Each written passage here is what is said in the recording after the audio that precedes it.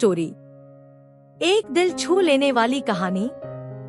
गांव के एक कोने में मिट्टी की एक छोटी सी झोपड़ी थी, जहां रहता था राहुल, एक गरीब मगर मेहनती लड़का।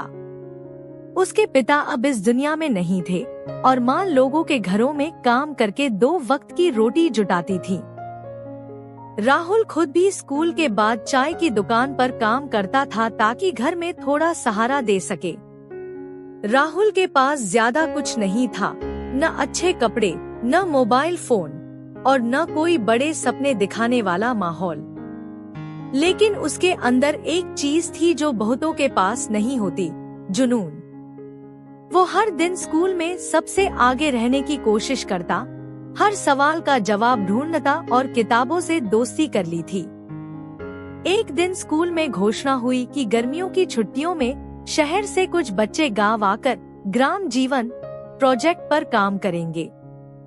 उसी प्रोजेक्ट के तहत गांव में आई थी स्नेहा, एक सुंदर, पढ़ी लिखी और अमीर घर की लड़की जो पहली बार गांव आई थी। राहुल और स्नेहा की पहली मुलाकात स्कूल के एक कार्यक्रम में हुई। राहुल स्टेज पर कविता सुना रहा था, भावुक, सच्ची और दिल को छू लेने वाली कविता। स्नेहा उसकी बातों में खो गई और राहुल ने भी उसे पहली बार अलग नजरों से देखा। पर वो बस एक मुलाकात थी, या शायद एक शुरुआत। क्या स्नेहा को फिर राहुल से मिलने का मौका मिलेगा? क्या एक अमीर लड़की और गरीब लड़के की दोस्ती भी परवान चढ़ेगी? स्नेहा की आंखों में राहुल की कविता की गूंज अब भी ताजा थी। वो अलग था, ना शो ऑफ, ना दिखावा, बस सच्चाई, सादगी और एक अनकहा दर्द जो उसकी आवाज में झलकता था। अगले दिन स्नेहा गांव की गलियों में घूम रही थी। वो जानबूझकर स्कूल के पास वाले मैदान में आ गई, जहां बच्चे क्रिकेट खेल रहे थे। राहुल भी वहीं था। जब उसकी नजर स्नेहा पर पड़ी, तो वो थोड़ा चौंका, लेकिन उसने नजरें झुका ली और खेलने लगा। स्नेहा मुस्कुराई और बोली, बहुत अच्छा खेलते हो। वैसे कविता भी बहुत दिल से पढ़ते हो। राहुल थोड़ा सकपकाया, पर धीरे से बोला, धन्यवाद, आपको पसंद आई, यही बहुत है। बस उसी एक पल में कुछ जुड़ गया था। बस उसी एक पल में कुछ जुड़ गया था। वो कोई प्यार नहीं था, कोई वादा नहीं था, बस एक सच्ची शुरुआत। इसके बाद दोनों की मुलाकातें बढ़ने लगी। कभी खेतों में चलते हुए बातें होती, कभी तालाब किनारे बैठकर सपनों की बात होती। राहुल स्नेहा को गांव की असली दुनिया दिखाता और स्नेहा उसे बताती कि शहर में कैसे लोग रहते हैं, क्या करते हैं। राहुल को अब पहली बार लगा कि कोई है जो उसकी बातें समझता है, जो सिर्फ उसके हालात नहीं, उसके ख्वाब भी देखना चाहता है। एक दिन स्नेहा ने पूछा, अगर तुम्हारे पास सब कुछ होता, पैसा, नाम, रुतबा, तो क्या करते? राहुल ने मुस्कुराकर कहा, तब भी वही करता जो आज करता हूँ। माँ को गर्व देना और एक ऐसा इंसान बनना जो किसी के काम आ सके।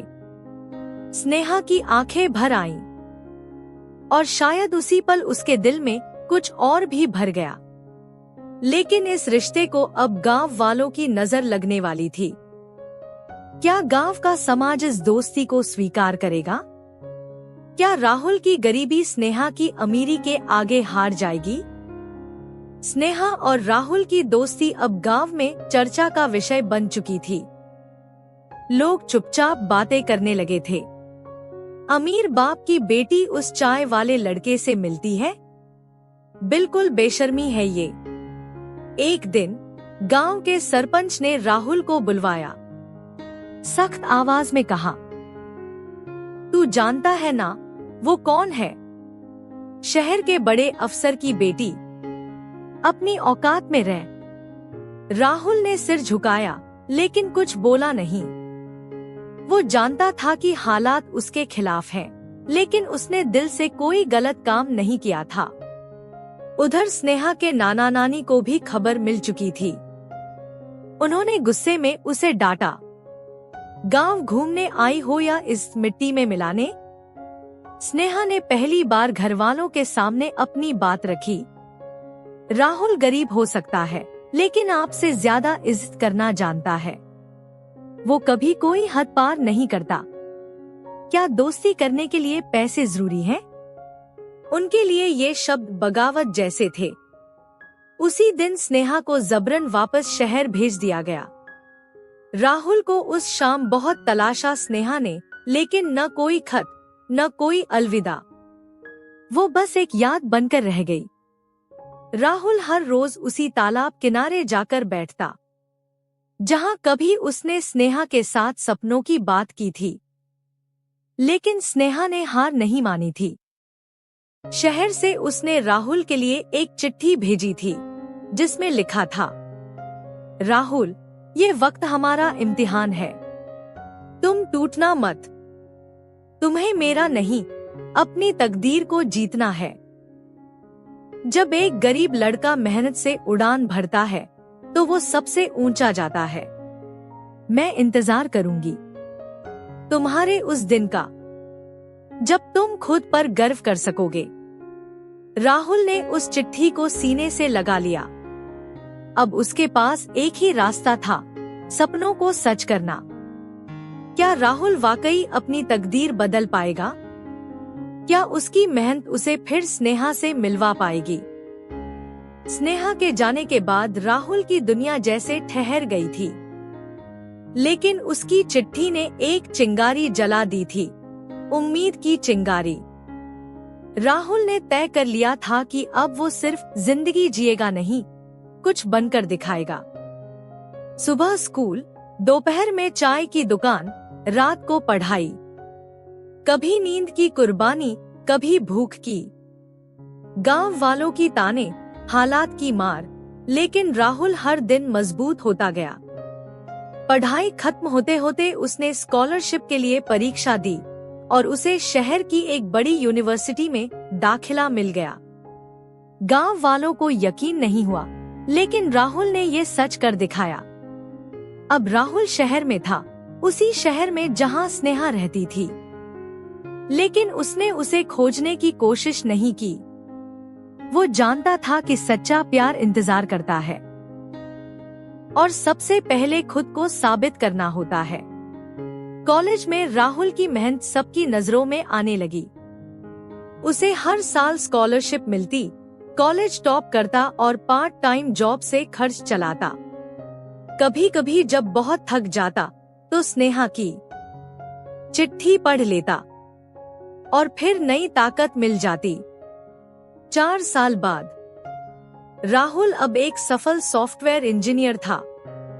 एक बड़ी कंपनी में नौकरी, खुद की कमाई और सिर ऊंचा करके जीने का हक। एक दिन एक कॉलेज फंक्शन में राहुल को बतौर गेस्ट बुलाया गया। वहां उसे कुछ प्रोजेक्ट्स दिखाए जा रहे थे और तभी एक प्रेजेंटेशन देने आई स्नेहा। उसकी नजर राहुल पर पड़ी। कुछ पल को दोनों की आंखें टकराईं। कोई शब्द नहीं, सिर्फ खामोश मुस्कानें जो सब कह गई। फंक्शन के बाद स्नेहा दौड़ती हुई उसके पास आई। मैं जानती थी तुम आओगे, राहुल ने कहा, और मैं जानता था तुम इंतजार करोगी। सालों की दूरी, इंतजार और मेहनत उस एक पल में पूरी हो गई। लेकिन क्या ये मिलन हमेशा का होगा? क्या अब परिवार वाले राजी होंगे? स्नेहा और राहुल सालों बाद फिर आमने सामने खड़े थे, लेकिन अब सब कुछ बदल चुका था। राहुल अब एक गरीब लड़का नहीं, बल्कि एक सम्मानित इंजीनियर था। और स्नेहा वही स्नेहा थी, बस उसकी आंखों में अब भरोसे की गहराई और इंतजार की थकान थी। दोनों साथ एक पार्क में बैठे, जहां स्नेहा ने धीमे स्वर में कहा, मैंने मम्मी पापा से तुम्हारे बारे में बात की है। पहले वो नाराज थे, लेकिन अब वो तुम्हारी कहानी जान चुके हैं। राहुल ने चौंक कर पूछा, क्या उन्होंने मंजूरी दी? स्नेहा मुस्कुराई और बोली, अब उन्हें तुम्हारा बैंक बैलेंस नहीं, तुम्हारा हौसला दिखता है। और एक बाप अपनी बेटी को ऐसे इंसान के साथ ही देखना चाहता है जो हर तूफान से उसे बचा सके। कुछ ही हफ्तों बाद राहुल अपने गांव लौटा, लेकिन इस बार स्कूटर पर नहीं, अपनी खुद की कार में। माँ की आंखें भर आईं और गांव वालों की निगाहें अब तारीफ से भर गईं। शादी का न्योता गांव से लेकर शहर तक गया। जिस गांव ने कभी ताना मारा था, वहीं अब बैंड बाजे बजे। और वो चाय की दुकान जहां राहुल काम करता था, उस दिन वहां मुफ्त में चाय बंटी। शादी के मंडप में जब स्नेहा और राहुल एक दूसरे की आंखों में देख रहे थे, तब एक बात साफ थी, सच्चा प्यार अमीरी गरीबी नहीं देखता। वो देखता है इंसान का दिल, उसका जज्बा और उसकी नीयत। और इस तरह एक गरीब लड़के की मोहब्बत ने अपनी मंजिल पाई।